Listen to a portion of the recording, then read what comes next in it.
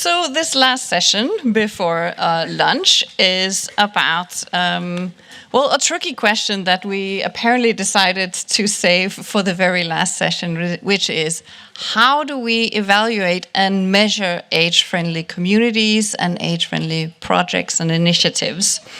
Obviously, understanding what works and why it works and for who and in what context is vital for guiding future efforts and prioritizing.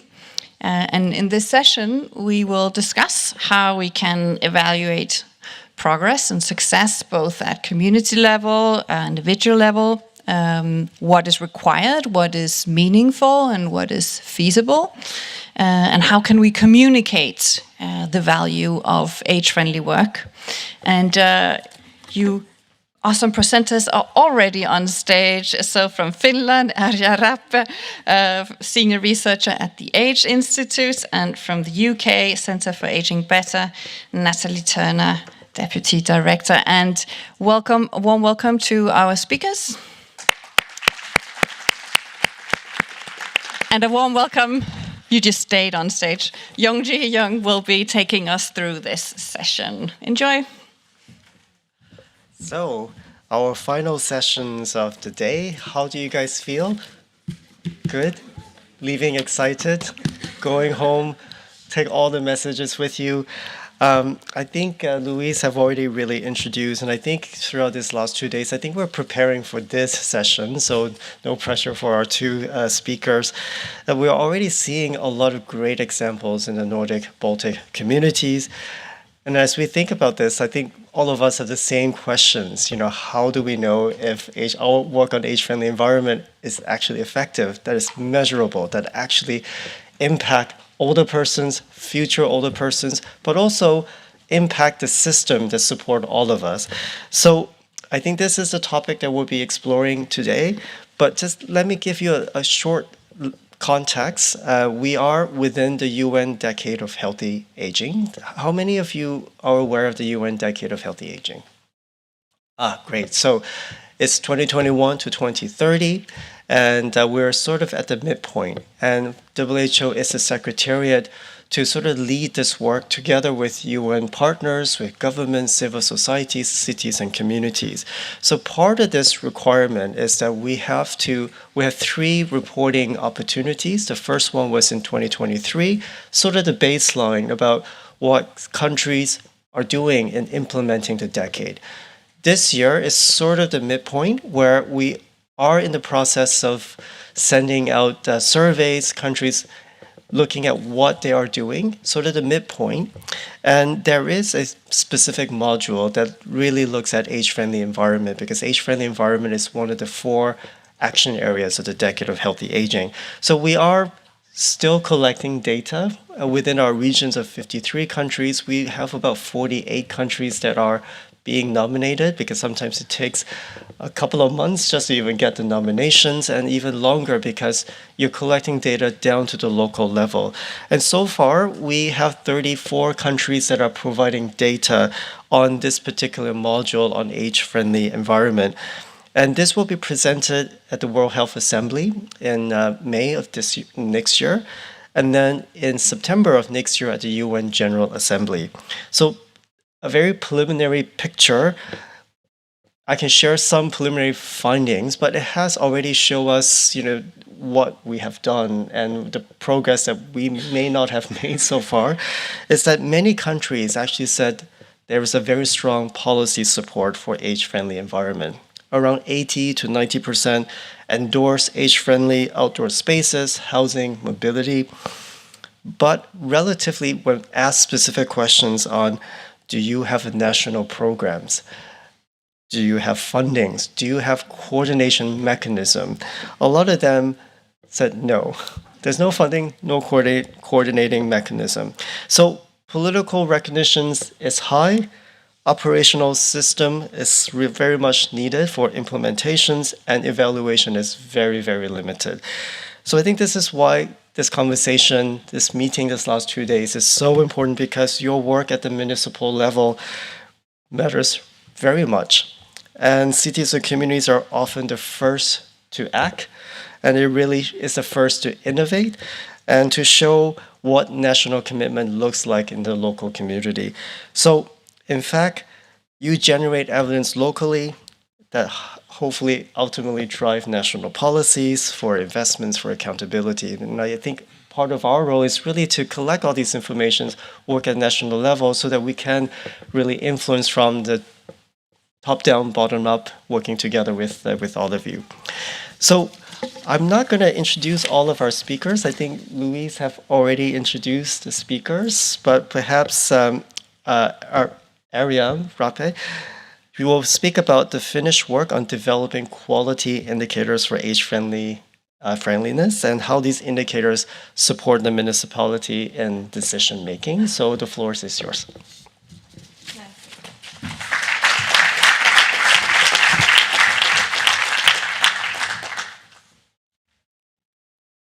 If you need a chair. But 15 minutes though, only 15 minutes. Yes. Good afternoon, everybody. I'm Erja Rappe, as Yongjie said, and I am telling you how about we have a Finland this situation. We heard that Yongjie said that there are not so much on the practical level how we evaluate or what kind of policies we have. But first, thank you so much. I'm very grateful for this opportunity to speak with you this very important issue for us. And first, I am from Age Institute, and it's one of those very brave NGOs in Finland among this field. So our mission is to promote healthy and positive aging, and we aim to create inspiring and innovative solutions together with older people that they are able to improve their quality of life. So, as we have heard many times in this Congress. And all these areas we have are aging in physical activity, well, enhancing different kind of tools which are accessible, that support mental health, so that older adults can experience inclusion and having their voices heard, and living in age-friendly and secure environments. And what we do is that we operate in development and training, solution-focused developer. We are versatile experts, and I hope that we are very good in creating that advocacy and information. So, in my presentation, I will first explain the aging of Finland's population and how services for older people are organized. Then I will present you our recently completed research project, which examined the assessment of age-friendliness and preparedness for aging in Finland. And here are some facts, and I apologize the age limit, but our statistics are still so. So Finland is one of the most fastest aging country globally, among those well-known Italy and Japan. And population which is over the 65 is now 1/3. And as we have heard, the number of those people who are the oldest are increasing very rapidly. And if you don't know where Finland is, it's up there in the north. But maybe many of you know that. So, urbanization have been very strong in Finland during the 2000s, and today the urbanization rate stands at 74%. However, this trend has a downside. Rural areas are losing population and many basic services are disappearing from rural areas. This weakens very much the older people's opportunities for safe and independent living. In sparsely populated areas, the proportion of older people is particularly high. In urban areas, it's about 21%, but in rural areas, it's about 30%. And of people which are over the 85, 1/3 live in rural areas. And ensuring services for those living in sparsely populated areas it's a major economic challenge.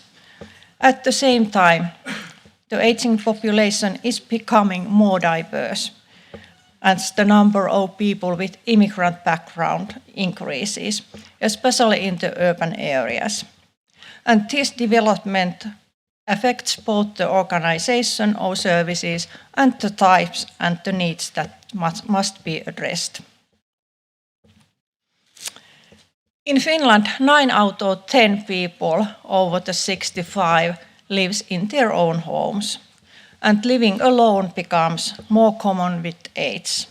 Among those who are over 75 and older, nearly half live alone, and about 1/4 about them experience loneliness. Living at home with memory disorders introduces specific safety risks, such as household fires. Despite these challenges, the majority of older people feel their lives are safe. 70% of those aged over 74 feeling so that they feel that they live in safe and secure. And major concerns for those who are over 74 include access to social and healthcare services which are targeted to older adults, and the increasing digitalization of those services. In fact, 92% worry about the adequacy of services of older adults, and 81% are concerned about the digitalization, and these are numbers which should be taken into account when we are providing services. These findings highlight the importance of addressing both the physical and social aspects of safety, as well as ensuring accessibility and inclusivity of service providers. In Finland, we have 21 so-called well-being services counties, which are nowadays responsible for organizing health and social services, as well as rescue services, such as emergency services and fire department services. These counties carry also the responsibility for the housing services for older adults, including the provision of long-term care. Municipalities, of which there are 308 in Finland, they shape the living environment of older adults. The availability and location of housing, as well as conditions for mobility. Municipalities also provide cultural services and support opportunities for participation, such as community organization and volunteer activities. In promoting health and well-being, well-being services counties and municipalities should work in close cooperation, as we have heard that the cross-sectoral cooperation is one of the key issues in age-friendliness.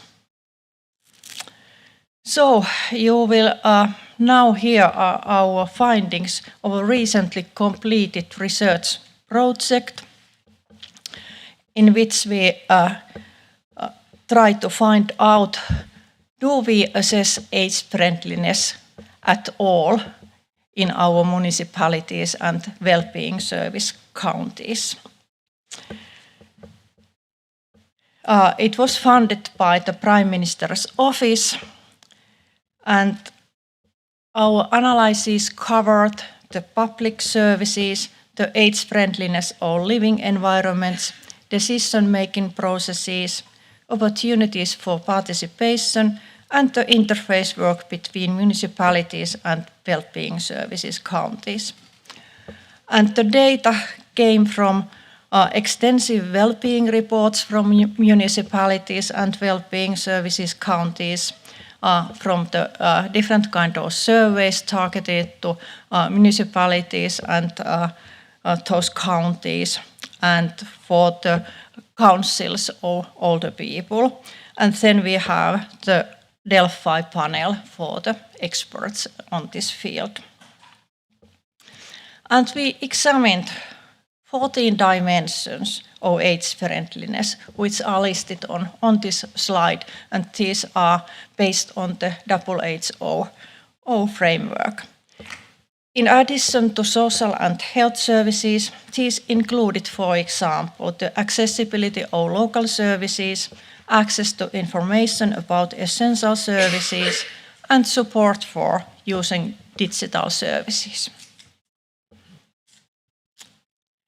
A positive finding was that the service providers think that the concept of age-friendliness was familiar almost to all. They know the term age-friendliness. And all the dimensions we asked about were considered important. Municipalities have many, or they say that they have. We don't check it. They say that they had many assessment methods for evaluating opportunities for social interaction, meeting others, and leisure activities for older people. However, there were very few or no assessing methods for housing solutions for older people and the functionality and accessibility of public transport. Well-being service counties had many assessment methods for social and healthcare services, as supposed, because they are the providers of those services, and for evaluating older people's opportunities to influence decisions. This is very interesting. We like to know what kind of measures they are. In contrast, they had few or very few methods for assessing the accessibility of nearby nature and green areas. Everyone, however, expressed the desire for more assessment methods of age-friendliness. So, our findings reveal significant challenges in the current assessment practices for age-friendliness. These practices are fragmented. There is a clear lack of comparability between municipalities and service counties. Municipalities and well-being service counties do not have established methods for evaluating age-friendliness, and those existing approaches vary widely. And without common models, we lack very much comparable data on the impact of measures intended to promote age-friendly environments. Furthermore, the use of these methods is inconsistent, and their role in supporting decision-making is very weak. Another critical issue is that the indicators themselves lack the perspective of older adults. They primarily reflect on the viewpoint of the service system rather than the experiences or participation of older people. In many cases, the role of councils for older people in assessing and developing age-friendliness is largely nominal. These gaps highlight the urgent need for standardized and inclusive assessment methods and frameworks that truly capture the lived experiences of older adults and strengthen their voice in decision-making. Also, the cross-sectoral collaboration is insufficient. Promoting age-friendliness requires coordinated efforts across multiple sectors, as we have heard many times. Yet, in Finland, the responsibilities are often unclear and the structures for collaboration are weak, particularly between municipalities and well-being service counties. According to legislation, they should be strong, but in practice they are very weak. One challenge lies on the knowledge base of older people. Currently, it's narrow and primarily focused on diseases and service needs. Very little local information is collected on aspects which are crucial for the smooth running of everyday life. Indicators related to older people, what are in use now, are among others, for example, living alone, experiencing loneliness, and the number of hip fractures. Nothing about those empowering indicators. So, based on our findings, we recommend the following actions. First, we propose that we should develop a national framework to assess age-friendliness. This would provide municipalities and well-being services counties with consistent and comparable data and strengthen evaluation processes so that the impact of measures can be assessed and monitored. Now it's very weak or it's not happening at all. Second, we recommend to broaden the indicator set to reflect and strengthen older people's capacities and resources, and to better capture participation. For example, environmental accessibility and well-being supporting services, such as outdoor activities and access to cultural services. Third, older people must be actively involved in the development and evaluation of age-friendliness, ensuring that those from different language and cultural minority groups have also a voice. Fourth, we need to complement a national knowledge base with local data and ensure continuity of the data collection. It's now very much project-based. So, in my view, the WHO framework for age-friendly environments addresses all these development needs we have found.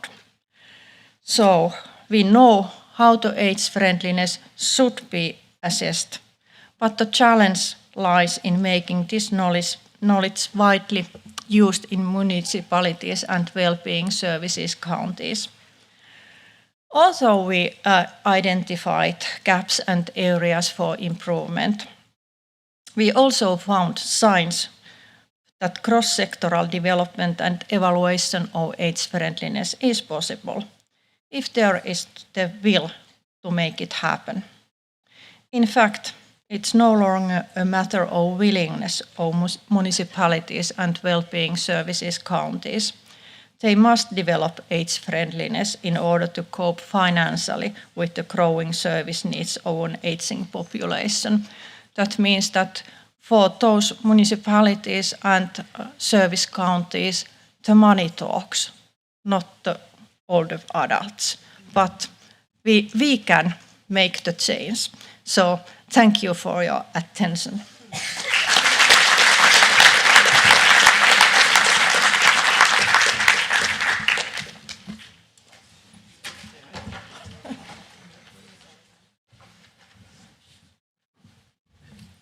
Thank you so much, Erja, for raising some of the challenges on measuring the indicators. And I hope, we have budgeted sometime 30 minutes later after Natalie's presentations to have a bit of a discussion on what we can do together for you to share your experience, because they're very much needed. Of course, later I can speak about the WHO framework for evaluations and monitorings. And I think we need to also think about impact for who as well, for older persons, for the systems. And so I think there are a lot of discussion there that we can unpack. So delighted to welcome our next speaker, Natalie Turner, the Deputy Director of Localities for Center for Aging Better. She's going to share her key findings on the UK Age-Friendly Impact Report at the local system level, what they are achieving, but also demonstrating at the programmatic level as well. So Natalie, over to you. Thank you, Yongjie. I'm actually getting a new title in the new year, thank God, because that one doesn't make sense to many people. What's the new title? Homes and Communities, Deputy Director. At least people know what homes and communities are. Localities, even in the UK, people are like, what? So... Is that a promotion? A bigger team. Oh, okay. Yeah. No more money, sorry. So I think some of you have met me in a session before and I've spoken, but yes, I'm the Deputy Director for Localities at the Centre for Aging Better. We're a non-profit in the UK and we were set up about 10 to 15 years ago now as one of the government What Works centres. And that's a network of organisations that help provide or curate or support knowledge mobilisation into key areas of public policy. So as an organisation and as a team, we sit between sometimes where the evidence is and where the practice is and try to make these two very different worlds come together. So some of which I'll talk about in this presentation. So I'll give you a very brief overview to the UK and the network, and then a little deeper dive into the UK network, the impact report we did earlier this year. That report is available online, so afterwards I'm sure we'll send it out with resources if anybody wants to read it. It's got more detail on the case studies. I'll give a very whistle-stop tour of the 10 key impacts that we think that the UK network is having. And also, very briefly, how we think as a network we're supporting that to happen. Very quick overview. The UK, where that sits, some of it's up there with Norway, and some of you might even argue it should be Norway. I'm sure that's been discussed. Other bits are a bit below, but yeah, we're quite big, and actually 4 countries. We are mainly England focused, but with the UK network, we work with Scotland, Ireland and Northern Ireland and Wales to support their work. But they all have different resources, slightly different government structures. Wales gets money to do age-friendly, which we all hate. Everyone, Scotland. Scotland hasn't quite caught on to age-friendly. Northern Ireland, every single county is doing work. England has more of them, but, it's a bigger country. The population is much greater in England. Are very similar. Every presentation doesn't have to say something about we're ageing. The UK's ageing, as we all know, that's why we're here. Very similar things that Finland was just talking about. Big projection in ageing and also particularly in that old group. We're also becoming more diverse. Ethnicity is just one of them. We have a generation of people that helped build the UK after the Second World War, who are now experiencing some of the worst health inequalities, which is shocking, and they are growing older. And they're often in urban areas, whereas people are ageing more rapidly. Well, they're not ageing. The places are ageing more rapidly. They're ageing the same rate everyone is ageing. But it differs in coastal and rural areas, some of the similar trends that you'll see around your countries. But each of those places also have different experiences, so shocking differences between deprived areas and non-deprived areas. People who living in 27 years in poor health compared to 15 and a half, which is already higher than some of the examples I've heard, but really massive inequalities between places. So hence why we have a UK network of age-friendly communities and why it's really important. We have over 100 communities, around about 30-odd million people living in them from major city regions. Some of you will have heard about the great work Greater Manchester, one of our partners, is doing on age-friendly work. But we also have small villages and towns in remote and rural areas as well. They're all at different stages. Some of them who've just started have just started to figure out, how do I do this work? Others have been doing it for a decade and have a lot of resource and a team. Some have no resource. They're maybe working on one domain and trying to figure out what they can do in one place. So such a variety, and this is the context in which we're trying to understand impact. So about our report. All the challenges we just heard, all the difficulties and the imperfections. What every place is doing is different. So that what they want to, the impact they're trying to measure and they're trying to demonstrate will be different. Many of the indicators that we have available to people in local areas, healthy life expectancy, economic security, are really long-term and hard to really understand how you can be causing that change and how can you tell the mayor that this is an impact we're having now when some of those changes are going to happen 20 years down the line. So what do we do to fill that gap? Small programs, and they often don't have the resources. People that understand evidence sometimes aren't on their team. They don't have a university nearby, and they don't have the resource to either evaluate interventions or to support analysis. And another thing is that I think a lot of age-friendly work is about the foundations for good things to happen. And we kind of forget to measure that as well. That's not something that shows up in national indicators. But people still ask, what's the impact, right? All of you, what difference is it making? Why should I invest in it? Why does it matter? So we decided to have a go. We didn't have a lot of money for a big evaluation. We decided that we were just going to try and understand from the perspective mainly of our network members what were the benefits they were seeing, sometimes measuring, other times observing, and also the role that we were having in the UK. So what helps that change? This is broadly our methodology. We worked with an organisation called Urban Foresight, who were particularly experts at doing these kind of short impact dives. They worked with half our network at the time, which is about 45 communities, observing focus groups, surveys, looking at what they had evaluated locally. And they used kind of a number of prompts in that space, to combine to produce this report. And essentially, we found 10, and this is where we found lots. Well, we organised it, because I think a lot of age-friendly work and impact work is about telling the story. So we tried to organise it in a way that made sense to our members, but also they felt they could communicate locally to those people who wanted to know what was happening. So 5, we divided them into impacts for systems and impacts for older people. But of course, they're interconnected, which I'll talk to you about a bit later. I'm just going to go through them bit by bit. The report has each of these 5 areas, a little bit more information about what that looks like, and also some case studies of that in practice. So do take a look. I apologise for all the words on my slides. I should do more with photos, shouldn't I? So in terms of impacts on local systems, and by systems, it's that ecosystem, all the kind of different partners in age-friendly work and the different levels, what changes we're seeing. I'll go through them and you'll see. I'm conscious, I thought I had 20 minutes, but apparently I only have 15. Oh, I do. So, well, kick me off, because if I go on too long. But I'll take you through the 5.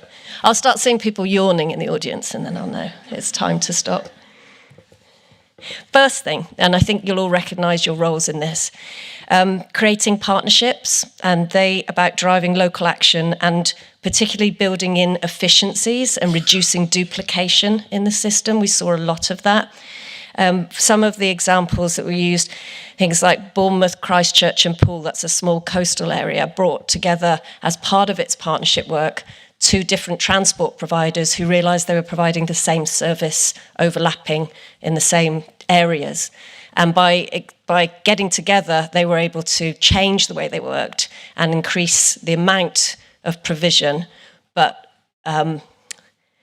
complementing rather than duplicating. So that's a really good example of why and how partnership working and having that kind of developing that ecosystem can have an impact on system change. Another example is supporting evidence-based decision-making. It seems like really obvious, but actually the baseline surveys that we do at the beginning, or that people do at the beginning of their age-friendly work, helps you prioritise where are your, and we've heard about this over the last 2 days, where are older people in your area? How are they doing? What are their priorities? And targeting your resources on the things that need to change most. Now that's a really key area of evidence, and that we were seeing more and more, all these places starting to start off with a baseline survey, a local, we call it a state of ageing, which is looking at the state of ageing in their area and using that to focus their resources. But also other things like Sheffield, an example, they have a section in their equality impact report now that looks at age.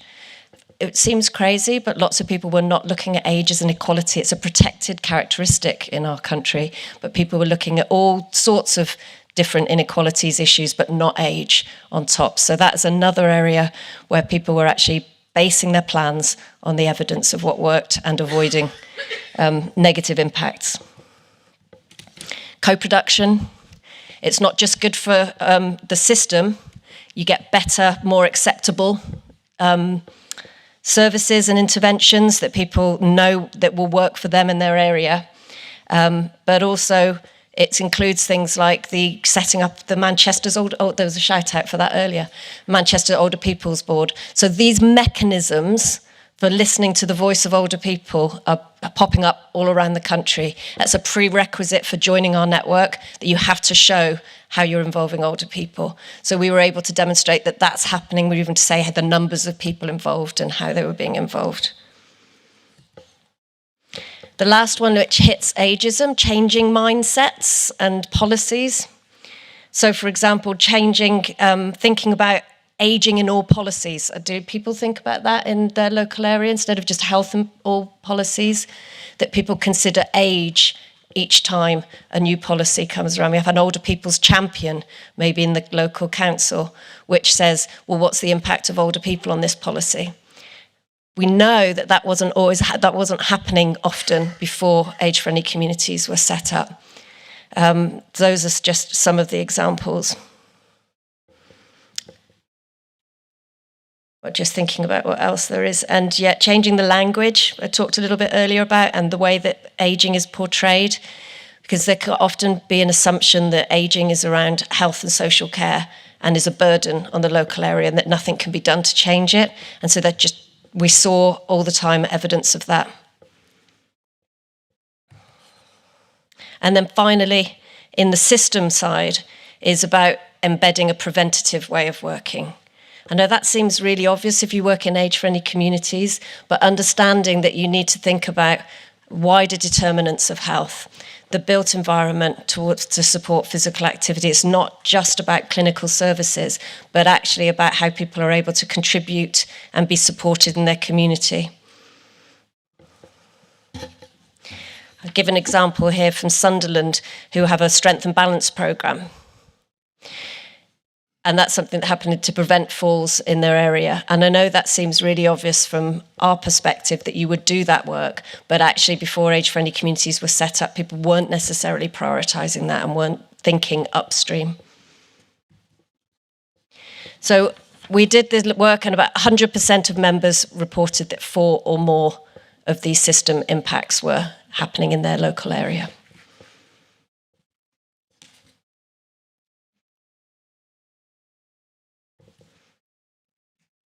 And on to probably the most important impact for older people. How am I doing for time? 5 minutes? Okay, great. So the age-friendly communities approach creates and supports, going backwards.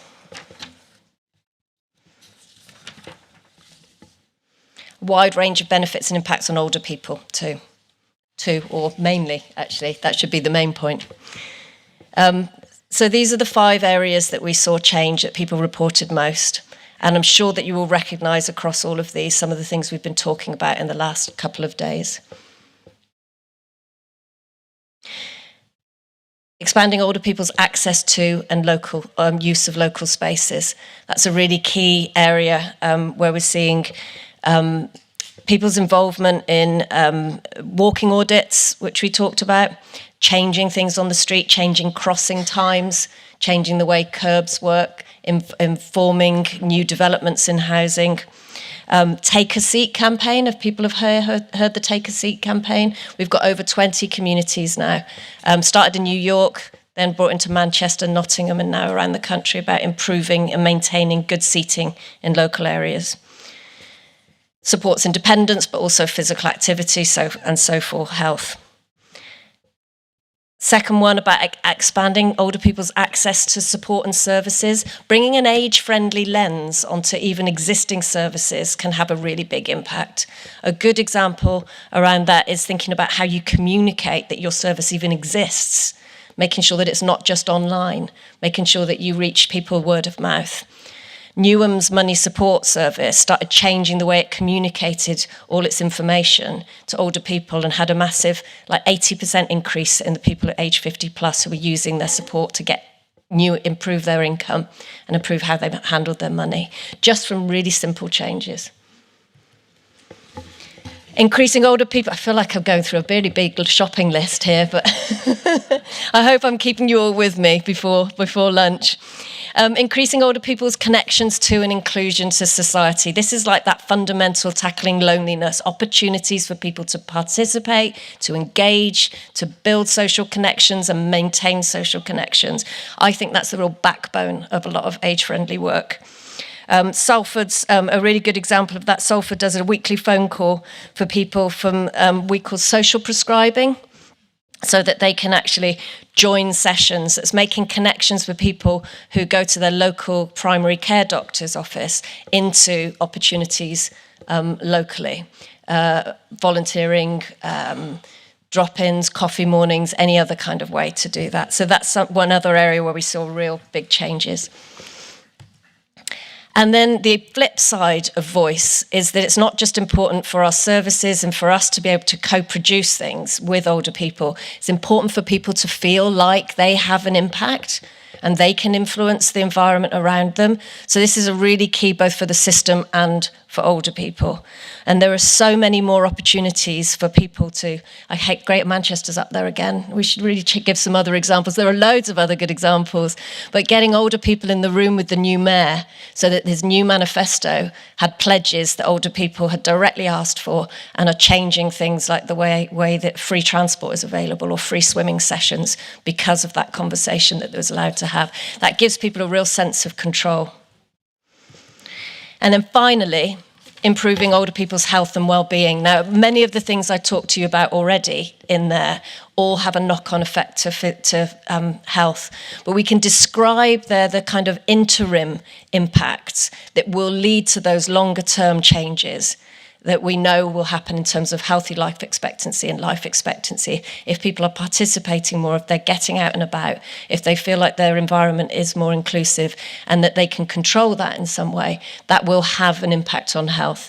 And we don't always need to measure it. I think Paola and I were talking about this, debating it, shall we say, yesterday, is, if you have exercise classes and people are going, you don't have to wait 10 years to find out if their healthy life expectancy increased to say it's having an impact.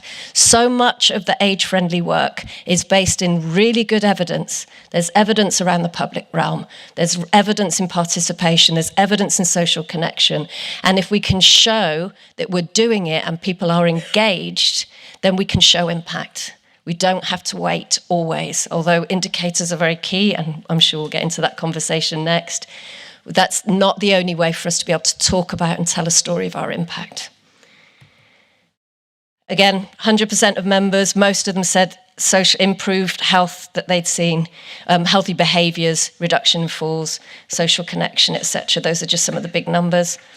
And then just to show that all of those things are interrelated, and the co-production and getting the partnerships that drive efficiencies can allow people to get more access to public transport and get more able to understand what is available to them in a local area.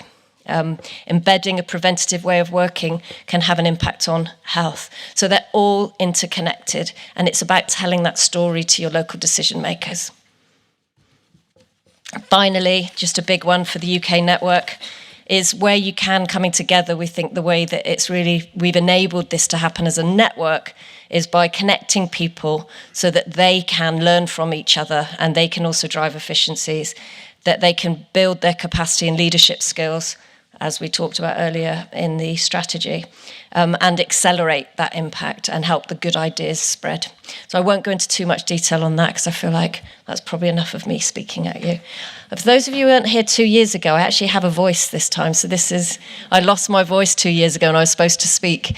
It's really nice to be able to have this opportunity to actually say some words rather than just smile at you all.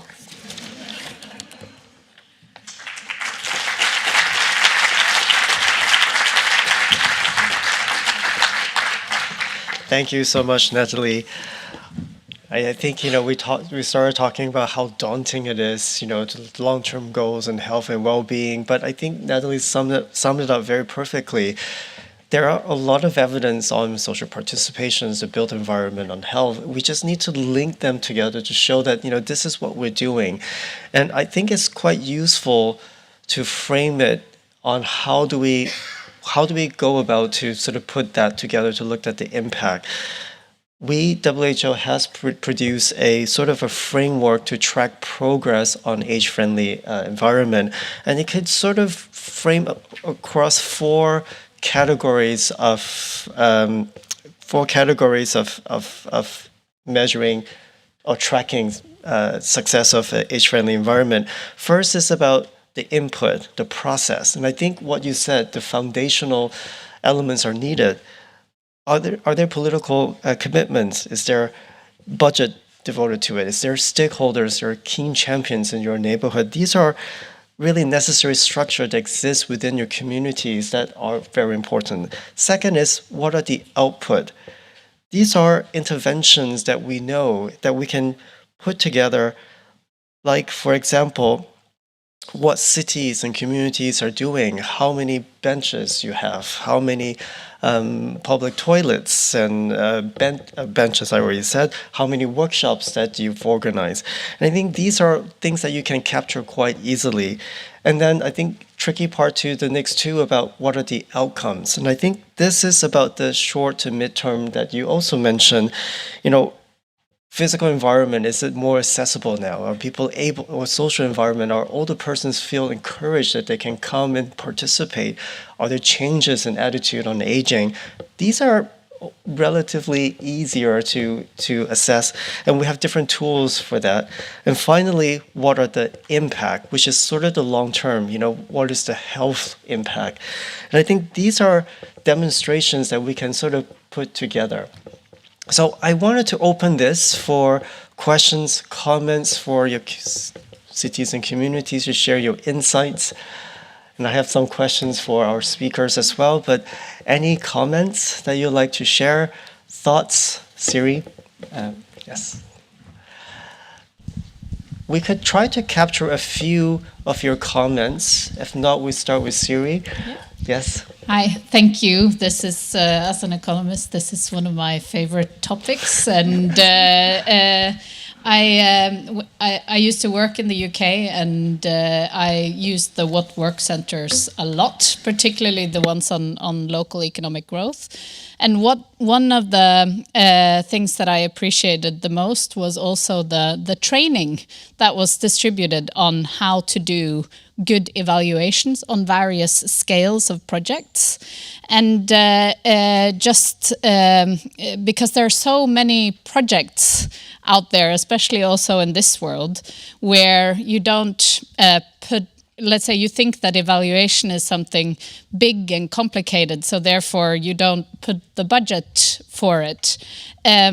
Natalie, can you say a little bit? Do you also work with also helping these age-friendly communities evaluate or let's say build that capacity around evidence gathering and use of evidence?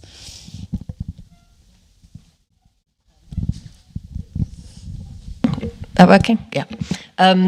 Yeah, we do. So we do. It's interesting. What works? Local economic growth really helps if you work in an area where there's money attached, because there's quite often lots of like local government have teams working. They have analysts in house. Yeah, we do some training on monitoring and evaluation, that final stage. We also do a lot more work on the kind of development of indicators and developing the baseline. So one of the things that we've just done, we have a sort of section on our website which sort of says this is the kind of data that's available to you. One of the problems which Erja has also pointed out is the availability of data at the right level. We just did a report with the Local Government Association, which is an umbrella organisation, where we have 40 or so different indicators where local government can go in and generate their own report and compare themselves nationally and also with other local authorities at the same level. But I have to say, apart from a few what we call headline indicators, so much of it was a compromise of, well, that kind of sort of represents whether someone's not lonely or kind of social participation, that'll do. But getting something that's available at the smaller level, but also disaggregated by age and disaggregated by the same age. So some is like, 50 to 60 or 60 or 70 plus or 65 plus, depending on the area. So the lack of availability of data is a real problem for indicators.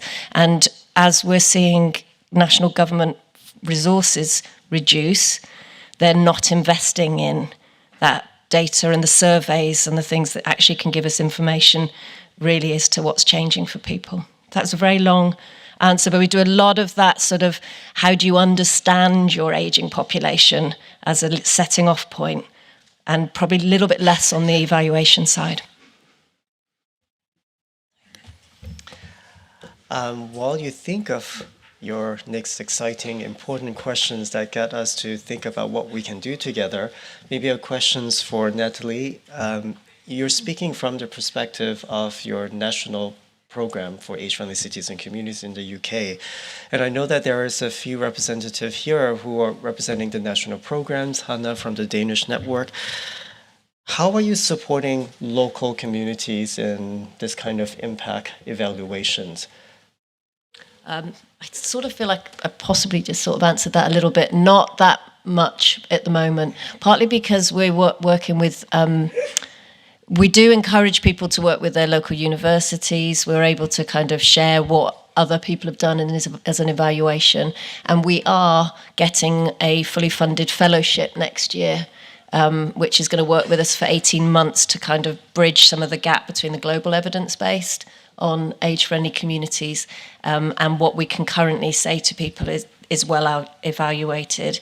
And we hope to get a bit more of an evaluation framework for local places out of that. But we're doing not so much. Partly the demand is not there for that at the moment. A lot of places are still in the development of programs rather than evaluating whole scale. There isn't that much resource out there for people. So sort of very short answer, sorry. Thoughts, comments from the floor? Yes.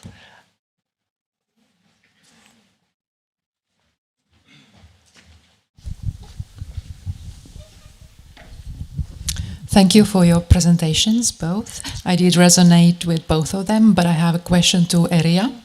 I'm just wondering, did you find something from your research that you didn't expect to show up, something surprising? Because somehow a lot of it is, well, quite obvious. Thank you. Yes, thank you. Yes, the results were quite obvious, so we expected to have them, but what was new was, for example, that those well-being service counties, which are rather new in Finland, I think that they started in the beginning of last year in the full run. And because they are new organizations, they are more age-friendly nowadays than municipalities. So they have in their action practices that kind that do so that those older people have their voices more heard. Has it impact or not? I don't know. We can see it. But I think that we are discussing quite a lot of different programs and different projects which are not inside the municipalities or other service providers. And the fact is in Finland just now that quite a lot of age-friendly work has been done with different kind of NGOs. And because the state is now taking the money off from the NGOs, everything will collapse, and it's very vulnerable. So I think that if we could have that kind of situation, as we have heard here, some of those municipalities which have included this age-friendly work in their own strategies and working methods, and they evaluate, for example, the economic in their normal ways. So that could be more sustainable. Mm-hmm. Because we are both from NGO, so we advocate this kind of programs, of course, but is it sustainable or not? Mm. We have our money from the state, and next week we hear having money for the next year. Yeah. Yes, thank you. Very nice presentation and very interesting, inspiring. I would like to share just a concern I have. That's so. Yes, I agree about measuring, and I'm really happy to hear that you are creating these metrics to measure age-friendly cities. I think it's important to understand that in a society, in a world we live in, where there are constraints, I mean financial constraints, we are competing with tons of things, education, children, and so on and so forth, climate change and so on. Of course, all these initiatives can fall apart, as you say, Erja, just now, in a second, as long as more impelling constraint actually comes up. So unless we are able to demonstrate what is called the cost effectiveness, and I think Sharon said very clearly before, that these initiatives actually do have not only an effect on citizens, but they're also cost effective.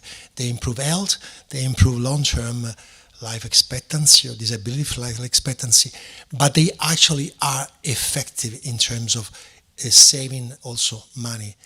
I think this is an important question, and I think it would be important to have an initiative which is actually all over the world. They are kind of using some sort of metrics, similar, simple metrics. We have example from science, other type of science, genome-wide association studies looking at genetic modifications and understanding risk factors and disease. This only happened because we were able to collect millions of data, and suddenly we know about genes and we know about risk factors and so on and so forth. So this is a sort of it's a concern that unless we do that, we risk that tomorrow morning we wake up with other priorities and it will just fall apart. And the other one is actually stimulates a sort of an adoption of simple criteria, simple objective criteria, which eventually in 5 years, 10 years from now, we can use for them making sort of global analysis and see, well, this is actually truly effective. Could I refer back to Erja, because you said a lot of these data that's being collected are not comparable, and I think this links to your work that we can build this case, but then we're all sort of doing things locally. But of course, it also have to make sense of what is relevant locally, but then how do we come together to compare data? Thoughts about this? Yes, it's a good question. So, but I think that in the Finland's case, it helps a lot if we have a sort of list which should be assessed, which are the critical points for age friendliness, and at least if we have some same criteria, it would help a lot. Yeah, I would agree. So a minimum criteria. Yeah, I would agree. And actually, I think we probably would find that there are kind of common ones that we can agree on. So I think there are some sort of big level, high level indicators. My sort of saying that, you know, this is where we've got to, so for now, as part of the answer, doesn't say that I don't think that there isn't a place for indicators and that we don't have to make that case. I think we have this problem in prevention generally, that when you're not curing something, where you're really clear about what the cost is, and if you cure it, you're really clear about what the saving is, and quite often within the same system. So for very often in age-friendly communities, you can make a saving, you can build some things, the developers and the planners and the urban planners will build some things that stop people's falling, but the savings made in the health system, and they haven't invested in those pavements. And so they're not, so there's complexity, system complexity, I think, in our work, but it doesn't mean that we shouldn't try for it. But things like, obviously, life expectancy, healthy life expectancy, people in work, people's feeling of whether they've got people they can depend on, feelings of loneliness, access and proximity to services. I think we probably could agree on a set. It's just how do we connect it from local areas? I think the intervention stuff is a little bit more difficult because it's all very kind of place specific. So for whom, under what circumstances. But McKinsey did a report this year around return on investments. I don't know if anybody's seen that, it's worth sharing. I think that's got like several key where there is evidence that you invest in certain prevention avenues, that there is a return on investment. But also the demonstrating of the cost of not acting is a really helpful one. The falls that Siri talked about, we do sort of crunch those numbers. The cost of health systems for having poor quality, unsafe homes. We've been able to say what those numbers are in region of billions. The cost of people not being in work because they're caregiving for someone or because they've got an extra year of poor health and they've fallen out the workforce when they didn't need to. Those things are possible to crunch, even at a national level, and make them available. You know, what would this look like for a slice of the pie? Greater Manchester, again, we did this work with them nearly 10 years ago. If their employment rate for people aged 50 to 70 was the same as the national average, then that would increase their local economy by X, I've forgotten what it is now, so like it was like 30 million or something a year. It was quite a significant chunk of money, and they listened to that. And that wasn't complex economics, actually. That was really just working out what it was their share of the workforce. So I think there are other ways to make the case that might have an impact, but I think we are getting there slowly with indicators, but I think we also need to be able to still tell the story in the meantime to stop it falling apart.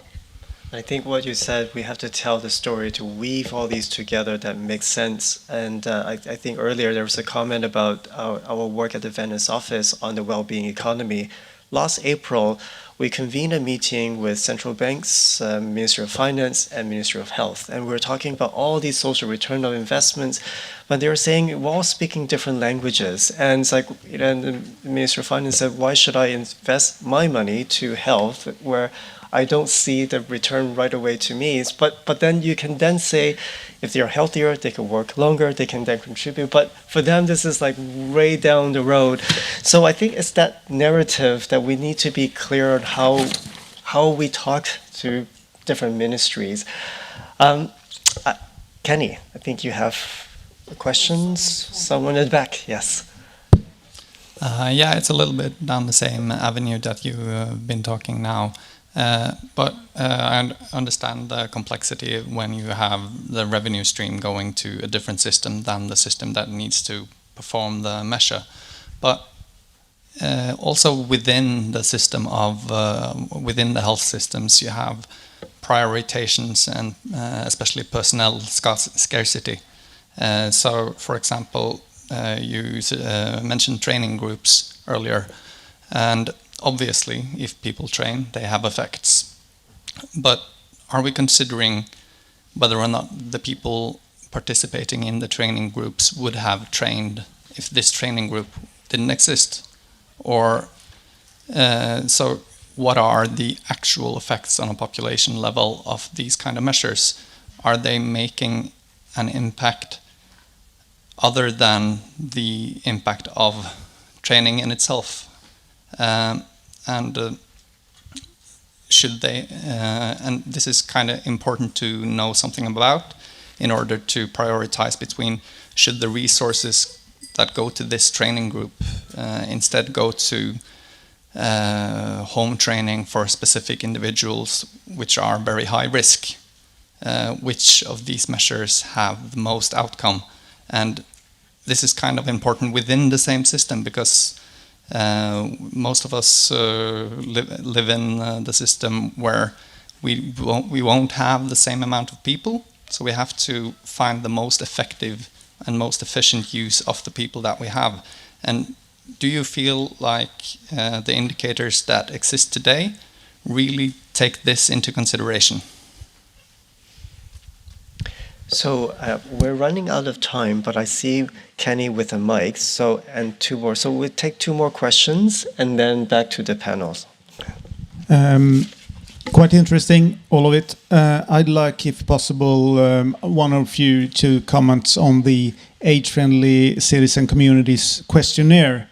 As what do you think about that as a broad and manageable way of actually following up on this? So thank you. And one at the back, and then we'll close. We'll back to the panel, and then we'll close. I had a comment or a question to Natalie. I liked your quote. You also need to measure foundations for good things to happen. And we work with a local partnership in Sweden between 2 municipalities and a university. And our mission is to work with the complexity. And to do that, I think you have to work both with this bottom-up, creating a movement that I think we got a lot of nice stories for today. But you also have to think about that we can't just do that. We also have to transform the whole system. And I didn't really see that in the left side of the list that you had. It was a lot about how we do it from a method standpoint, but not that those methods also actually have to do maybe a revolution, a transformation that is much larger than any individual movement or test can make happen.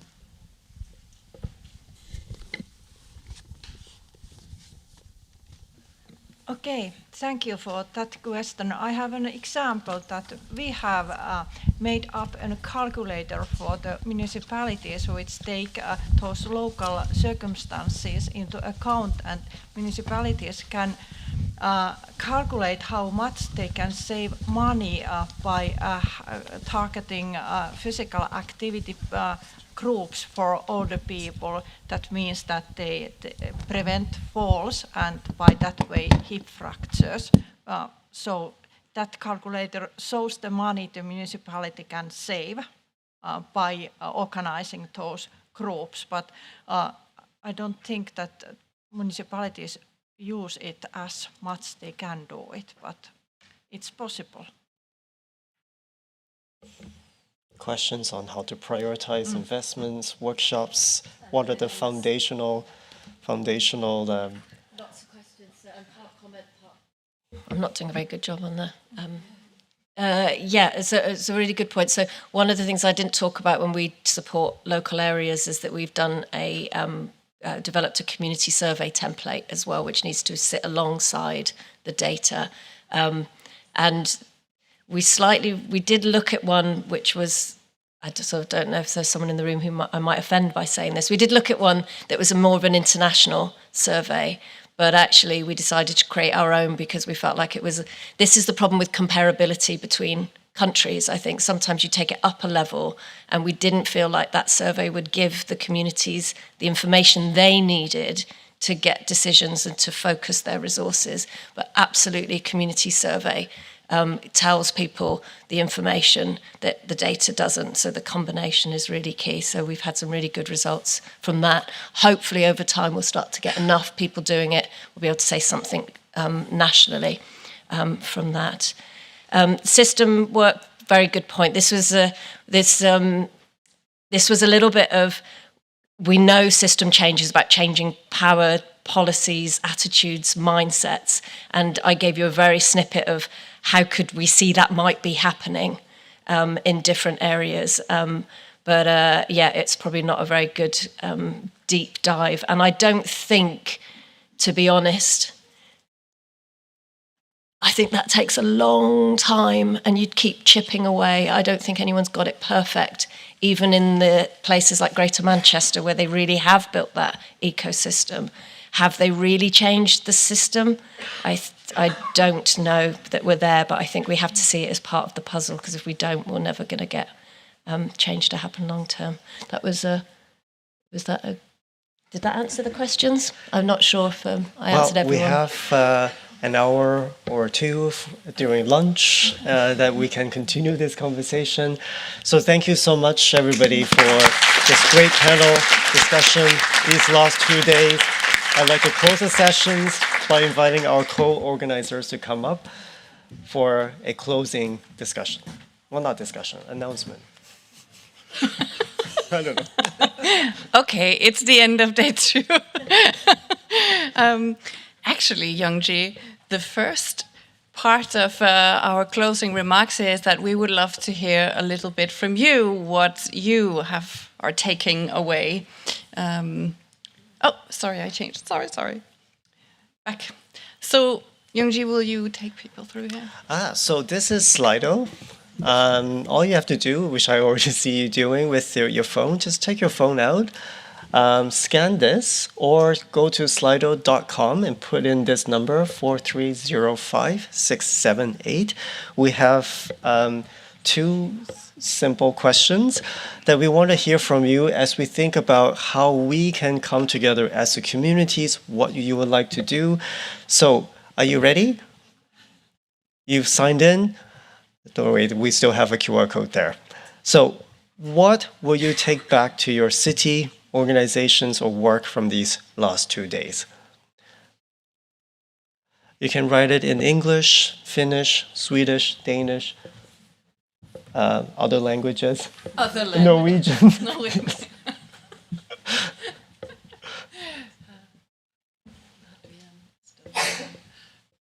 New contacts. Work with ageism.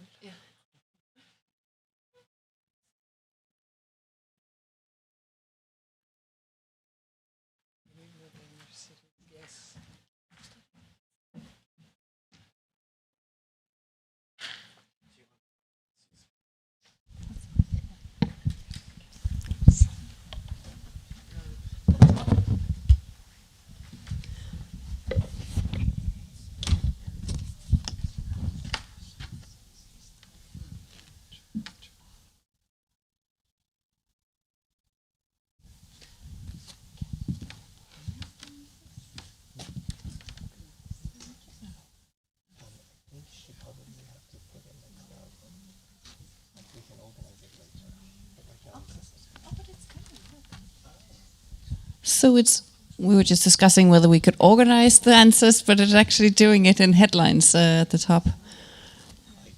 That is clever. Yeah, I'm pretty happy to see both the thematic comments, of course, but also like a lot of you writing about new contacts and new inspiration and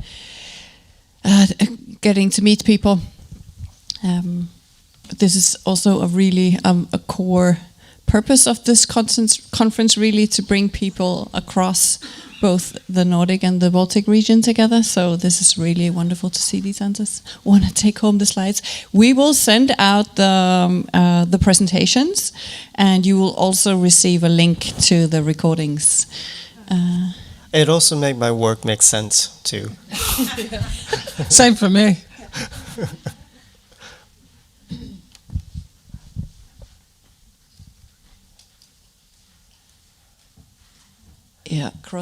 Yeah, invite for cross-sectoral meetings. Yes. And bottom up.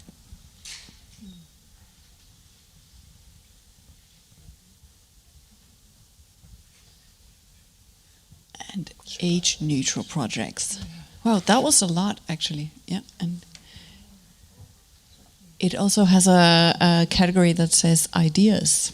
So sometimes I feel alone on this journey. This conference gave me the strength to continue designing age-friendly cities. Oh. Thank you. Hurrah for that. Sometimes I also feel very lonely too. But now we have families of friends. That's why having this network is so important.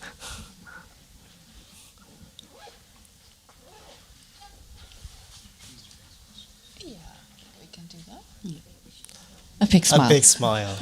Cool. So we have the next question. The need to have an age-friendly center in Denmark. I like that remark too, as a Danish person and as a Nordic person in general. Yes. In fact, I'm visiting the Healthy Cities, National Healthy Cities Network in Denmark with Hannah next week. We'll bring those ideas to you, Hannah. Yep. 3 are still typing. So if we jump on, you can still answer. So that, right? you can still answer.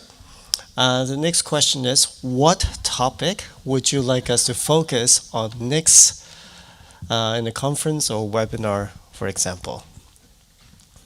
More workshops, practical training, maybe impact housing evaluation. and capital letters. Yeah.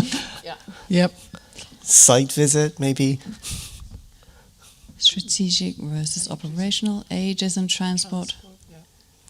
Return on investment. Yes. AI, system transformation, housing, data indicators, yes. And Ageism again. That's good. Smaller groups and workshops. Okay, yep. Okay, a lot of housing right now. Yeah, let's see what else rolls in. Lots of ageism and housing. So I think those two stand out. Yep. Personnel scarce situation. Yep. Architectural parallel themes.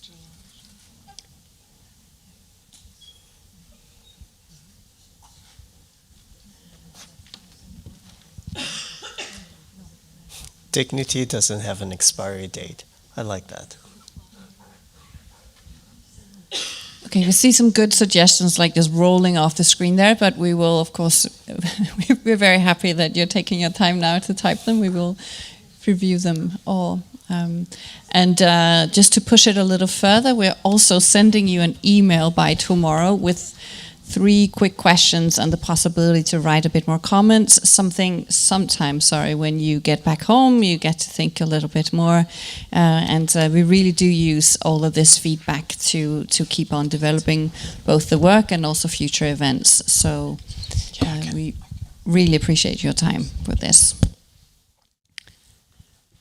Climate change adaptation, yes.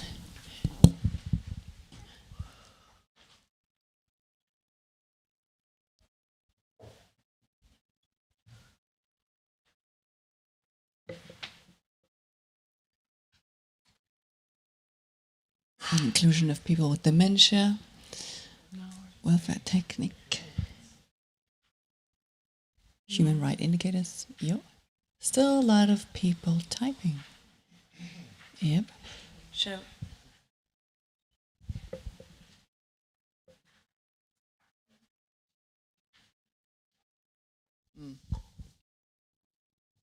Yeah.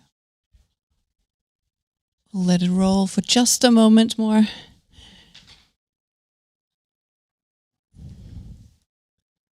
Human rights, transformation of existing built environment, art and creative methods, older people as key actors, and arts, how can be used to involve the public. Yeah, merging topics from competing programs. Yep, inequality, yeah. Human rights, intersectionality.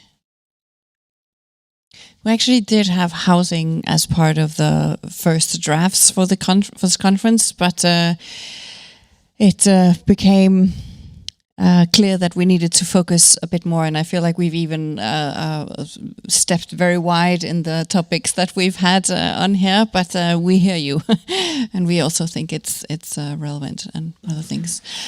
But I think it's good, so we have something to work on for next time. Yep. So, okay, I think we should try and wrap it up. I want you to save this date, and I want you to start planning and saving and applying for funding to come to San Sebastian in Spain next year. On the 16th to the 18th of June, we have the 3rd Global Congress of Age-Friendly Cities and Communities. And the focus is on yesterday, today, and tomorrow. What do I mean by that? We're going to celebrate 15 years of the global network. We're going to take a stock of where we are today, and then we're going to look to the future. We need to build more resilience in the older population. I think that's been a recurring theme throughout these 2 days as well. And we might need to change the network a little bit, the topics, the focus. So we're going to look to the future as well. There will be a good mix of research, practice, and policy, something for everyone. We'll have people from all over the world, and we really hope to see as many as possible of you there. Beautiful city welcoming us. We'll have site visits. We'll have so much inspiration, energy. I know in these times where we cut budgets and we can't travel anymore, see if you can use it as part of your professional development, somehow make it to Spain. Hope to see you there. Thank you.